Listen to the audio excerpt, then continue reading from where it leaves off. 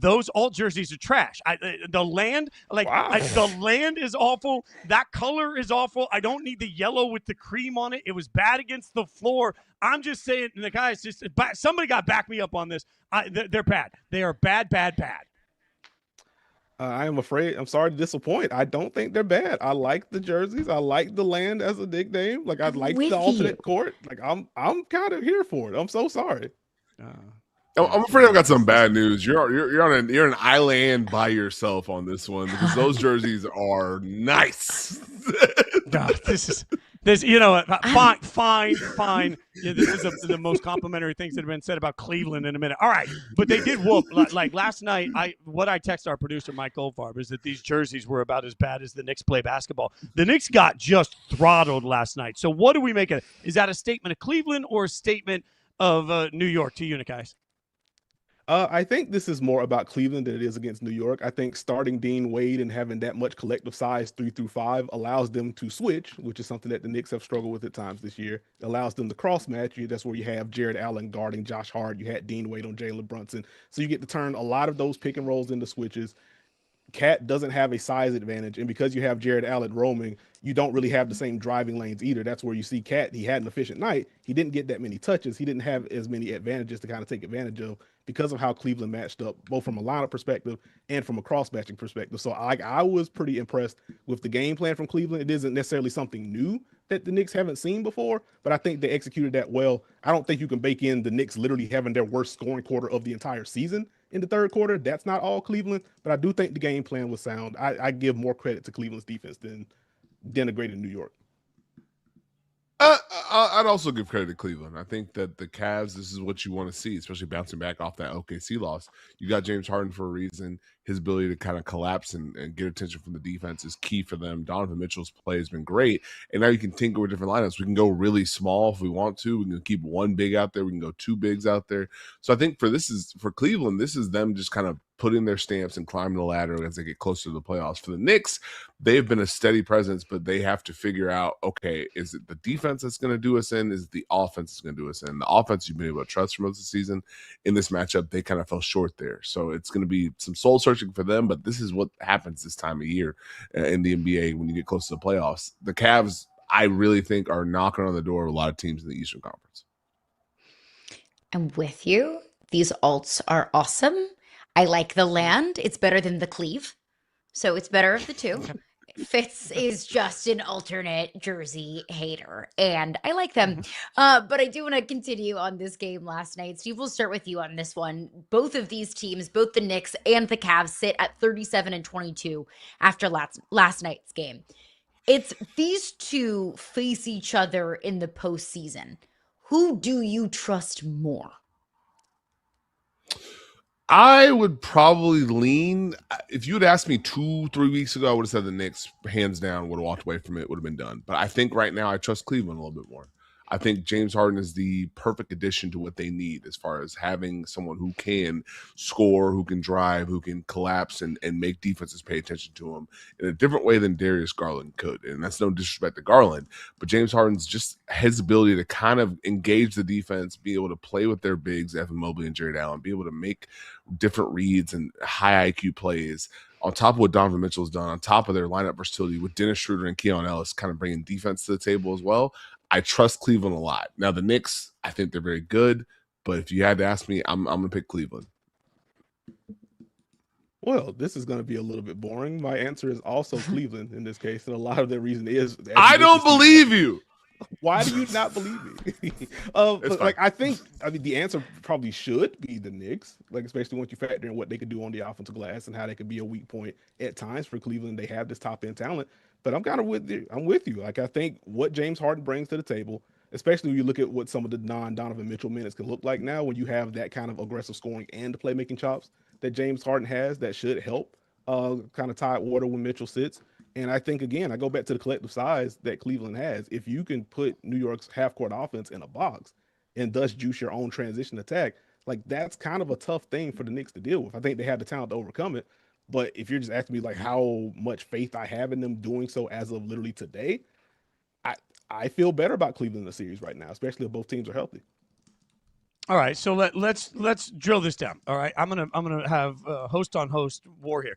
Steve, we'll start with you on this one. We'll ask both of you this. But if you had to bet your co-host house on one team as we sit today, coming out of the East, who's the beast of the East today? You got to bet your co-host house. So then you got to look at him every day. If you lose his house, he's homeless. It's your fault. You bet it if you're wrong, right? So who do you think the But at least beast it's not of your the house. East is, Steve? Right. No, it's more awkward when it's your co-host house. Then I'm picking Detroit then. We're putting everything on Detroit. Detroit against everybody. So hey, Nekias, you better believe in Cade Cunningham. I'm so sorry. That's where I'm going. I'm going with the Detroit Pistons. Their defense, we're putting paws on you, we're putting hands on you. Jalen Duren's rolling. Cade Cunningham is going to do whatever he wants. We're going to get active and after it. So you better start believing in Detroit basketball, Nekias. Where are you going? I'm concerned slightly. Oh, buddy. Okay, so this is tough. So I believe in you, Steve. I believe in Cade Cunningham. We are fresh off the Detroit Pistons having a 66 offensive rating in the half court against the San Antonio Spurs. That half court offense scares me quite a bit in a postseason setting. I might just go Cleveland right now, to be completely honest with you. Like, I think the blend of guard creation, defense, the second unit, and just collective side, like that may be my bet as they ramp up. This has been an up and down year, and they still find themselves as one of the best teams in the East. They are creeping up the standings. They have one of the best net ratings in the league. They've been one of the best teams in the league since James Harden has got there.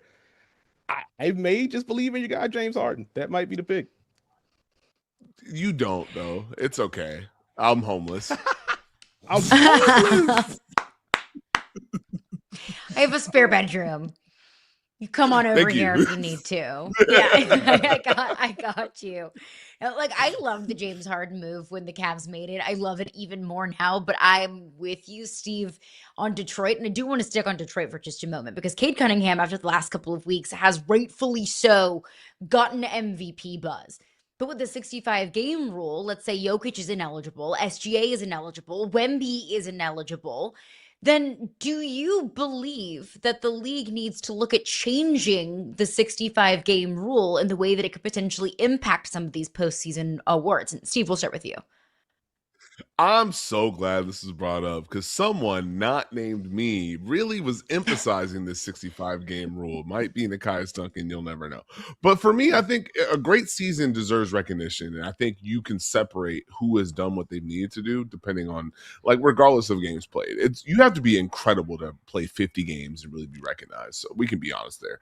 I think the 65-game requirement, it just puts such a tight bind on everyone, and now you're looking at a scenario where Jokic is close to not getting recognized. Wemby's not close to not getting recognized. We got Giannis, Stephen Curry, LeBron, who probably won't get recognized. Luka might not. Like, that becomes tricky because we're now opening the door for people who have had great seasons to now be forced to be recognized in certain positions. I don't know how comfortable I feel with that. But I MVPs gonna get real. Like, I like talking about MVP and whining it out early and shortening the list. You got to have about 8-10 names now because you don't know necessarily who's going to be there at the end. And so it's going to be some hair split between Cade, Donovan, Jaylen Brown, Anthony Edwards. There's going to be some alternate names that come into it. So I think the 65-game rule is just a little excessive. Nekias, what do you think, buddy? Well, after that setup, Steve, I don't know how I want to start this segment. Okay. No, in all seriousness, like, I am a proponent of at least having a games played minimum. Like, I was fine with 65. I think, if anything, if you want to alter it to like 55 to qualify for awards, 65 to qualify for like first team, 65 to qualify for MVP. Like, if you could integrate, if you could split it that way, like, maybe that's an alteration to where you can get your Jokic's in, et cetera, but you still have this bar set for the highest awards. Like, I'm fine with that. I'm fine with having a middle ground baked in, but like, I don't think having a games played minimum in and of itself is like inherently bad. I struggle with this, boys. I struggle with it because I just keep thinking about the fact that, like, our eyes remember something. And when we're talking about this season, we all know that this is what we do in the NBA. 10 years from now, it's like, oh, but I watched this, right? Like, if by the time we finish this year, Wemby clearly is the MVP, but he doesn't qualify because of the games played, now all of a sudden it changes the way we talk about his legacy. It changes the way we talk about what he's accomplished in this league. It gives legacy to somebody that might not have earned it in the first place. Like, the guys, I hear you. I just think that, like, the plan makes sense until you actually start watching a full season of basketball and you think, man, are we really going to sit here and deny someone that's clearly the MVP the opportunity? Like, God forbid, but what happens if Cade Cunningham gets injured? So now we're going to have to go in and give the context of like, well, he was really the 7th best guy in the league, but the top 6 were injured. Like, that feels to me like that's bad long-term, Nekias. I think it's different long-term. I don't necessarily say I would go too bad. Like, to Steve's point, like, we do have a lot of great seasons happening in the league. And like, I don't think it's inherently bad to kind of widen the scope of who's having good years and who isn't. And I think to the point of value with MVP or any of these awards, I think there is a cumulative effect at a certain point. Like, I think the best per minute guys deserve to be recognized, but you have to play a certain amount of minutes to have more value than someone else. So like, I don't think it's a different argument. I don't necessarily think it's a bad one. I certainly understand the pushback, but I don't think it's a huge deal in my opinion.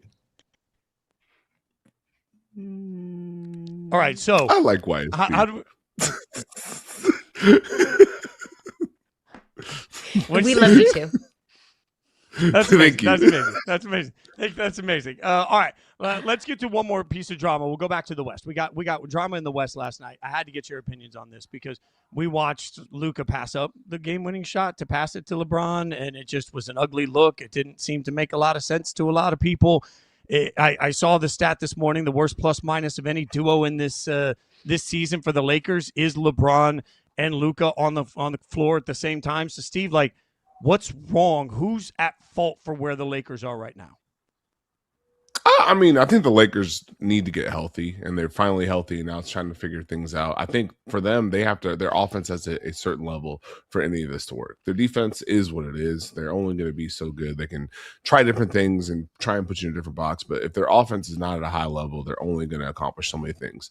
And so I think that was a scenario where Luka's got to probably take that shot. You know, if you don't feel like you have the look, maybe you're off balance, that's fine. But now you give it to LeBron, put him in a tough spot.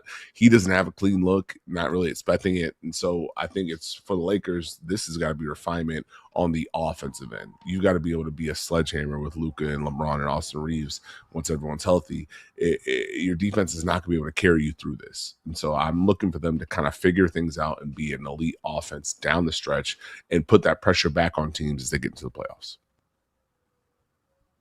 I don't know if anyone's directly at fault. This just feels like a situation where these are two very similar archetypes in terms of big forwards that make quite a bit. They can score on the interior. They don't move all that much off the ball offensively or defensively, which kind of bleeds into their overall Laker defense problem. And I think I think the best version of Luka and LeBron on the same team is like what it means to have both of them. That means you can have 48 minutes in theory of Luka creation. He goes to the bench. LeBron gets to take over. LeBron gets a rest. Here comes Luka again. The on-court fit with those two has always been a little bit clunky. Like, I don't think that gets super smooth, but as we saw in Miami, like, I don't think LeBron and Dwayne Wade was always a perfect fit. I say this as a Heat fan, but the talent can overwhelm. And so if the defense gets to a certain level, if they're able to figure out enough, like where they're spacing, how they're being used as screeners for each other on or off the ball, if they can get that to a certain level, then that'll be enough for them to kind of overpower defenses when they're on the floor together. And then again, the cumulative impact of having Luka on the floor and then LeBron on the floor and then Luka on the floor, that's where you get the real wave effect for the Lakers, and like that's where they can kind of make their push. Before we let you guys go, okay, go ahead. Before we let you guys go, just sticking on the Lakers, we did learn last night that Rob Pelinka will be back to handle basketball operations, and I could hear a collective sigh from Lakers fans everywhere about Rob Pelinka sticking with the Lakers. But guys, we'll start with you. Your confidence level in this Lakers team being able to make any sort of noise in the postseason in this version of the West. Championship, I'd probably say like a 1 or a 0. Make a conference finals run, maybe like a 3, win a round, probably 5 or 6, depending on what the matchup is. Like, I do think having that 3-headed dragon of Luka, Austin Reeves, and LeBron, like, that does give you a pretty high floor, or at least it should. And that's where you hope they build more chemistry as the rest of the season goes on. But I don't think they have enough defense. I don't think they have enough shooting to really challenge the top of the West. I mean, my only hot take is if they get the 3 seed, they will go to the conference finals. I'll put that there. Ooh. Anything else? Yeah, a little spice for YSD, but if anything else, it might be a first round exit. The Western Conference is tough. If they get the 3 seed, they put themselves in a spot to kind of make a run, avoid OKC in the second round. It could get interesting. So it's a tough balance. But if I'm Rob Pelinka, I got Luka. Like, I had LeBron, I got Luka. Give me a chance to make another team. You know what I mean?